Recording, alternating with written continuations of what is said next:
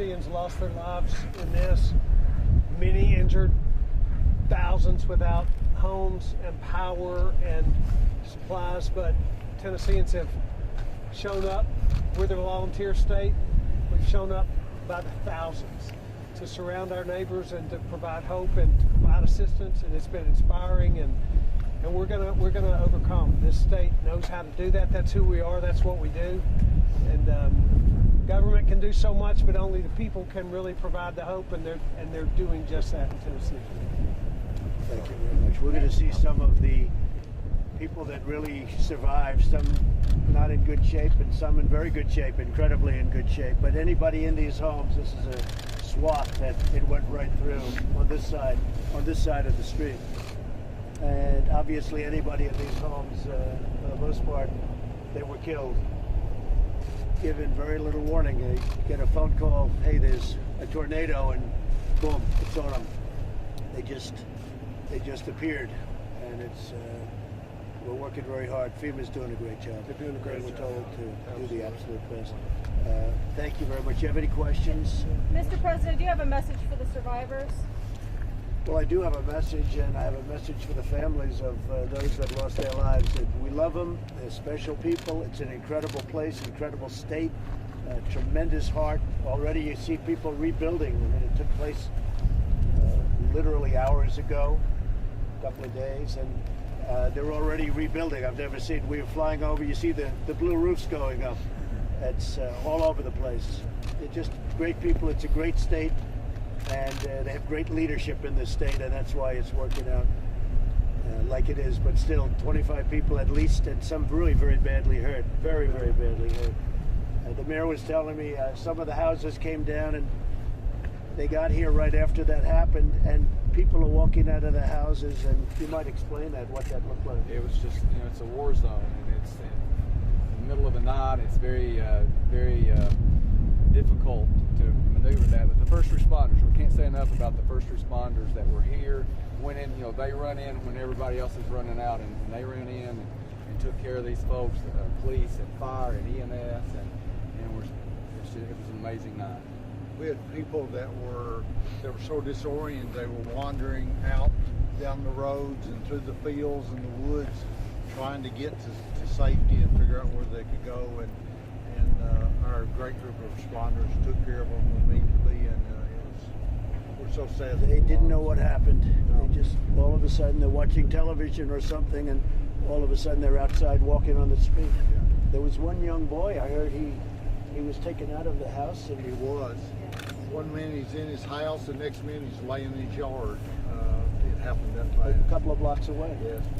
Another family was the husband huddled over the wife and child, and the roof came off, and he was sucked out.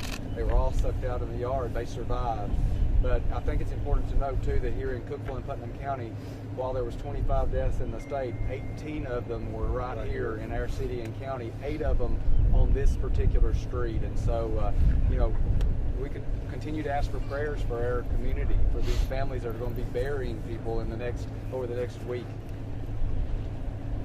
Thank you, Ray. President Trump, have you been able to speak to any of the survivors or any of the victims' families while you've been out today? Yeah, we're doing it. As we're doing it now, we're going to also, I think, stop at the church where there are a lot of people huddled up in the church.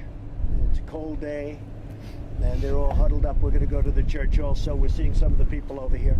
Mr. President, on another sort of tragic topic regarding the coronavirus, are you considering deferring taxes for the airlines, cruise ships, and travel companies that are being hard hit by this? We're looking at different options. We did get tremendous job numbers this morning. They were, if you add the 80,000 to the 270, they were talking in the 350,000 range. But right now, that's not something we want to be talking about. Okay? Thank you. Mr. President, you approved federal funding for Tennessee. Can you tell us when we should expect to see that money come to Very quickly, almost momentarily. I did it. The mayor called me. The governor called me. We had calls from a lot of people. That was an immediate emergency, but we spoke and we approved it within minutes of the call. Do you know about how much? It to be determined. What they need. We're going to take care of what they need. we'll be doing assessments, and that helps determine what the numbers will be. And the way it works is as we determine the amount, that's how the numbers will be assessed, and that's how what the assistance will be. Much of that money goes to help the people that get just wiped out. That's right. They're wiped out. They have nothing, and many people died. We've been talking to some people out there throughout the past couple of days. Do you have any words for them that you may not be able to meet today, but have been devastated by this? Well, I love them. I love them very much. That's why I'm here. Some people wouldn't be here. There was no way that I wasn't going to stop here first, and I was going to do it yesterday, but they asked me for one more day because they were looking for bodies, believe it or not, up until just now. Now they pretty much covered everything. But and just God be with them, and we're going to be with them. We're going to be with them all the way, and I can tell you the governor feels the same as I do. And the mayors, I want to just congratulate you because the job you've done, everybody's talking about it. They haven't slept in 48 hours. Neither of you, come to think of it. So we're going to go see the people now and say hello to them and do whatever you can do. It's tough. A lot of them have lost people within the family. One family got entirely wiped out.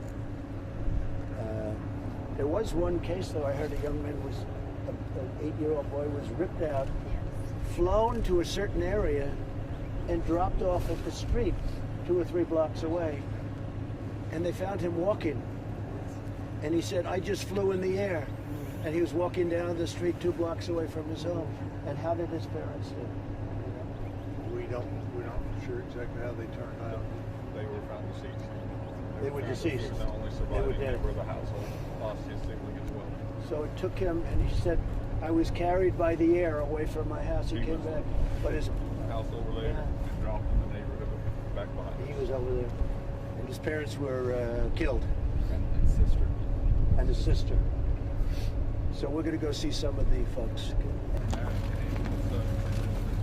Try to stay where you are. All right, guys, so you just saw President Trump. He's going to go talk to some people out here. He was just saying that there were some people at the church.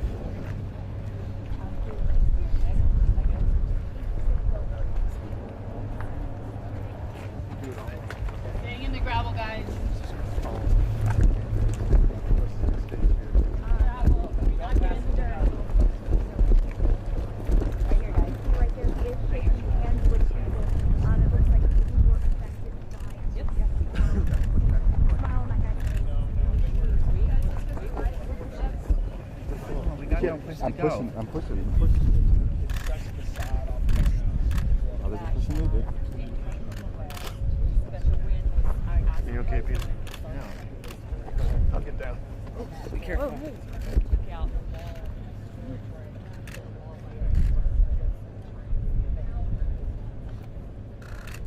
We have 3 boys. We were upstairs. We were downstairs. And the tornado woke us up. We didn't have notice. We ran through the house. Our windows were blown out. We got upstairs and we got our children. And they were safe. We got back downstairs. We got 100%. We were holding our babies. I thought everybody was okay. Actually, my 11-year-old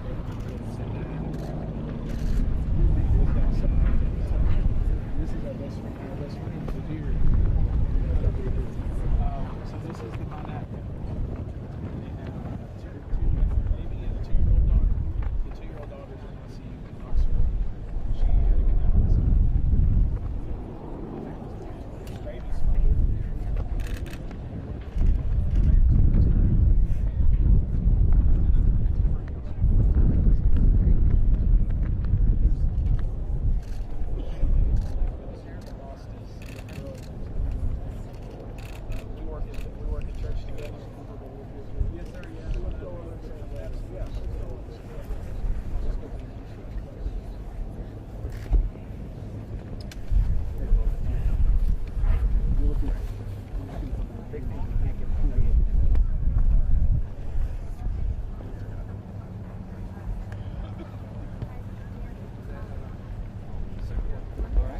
Then stay or go? Slowly. On the gravel, please. On the gravel.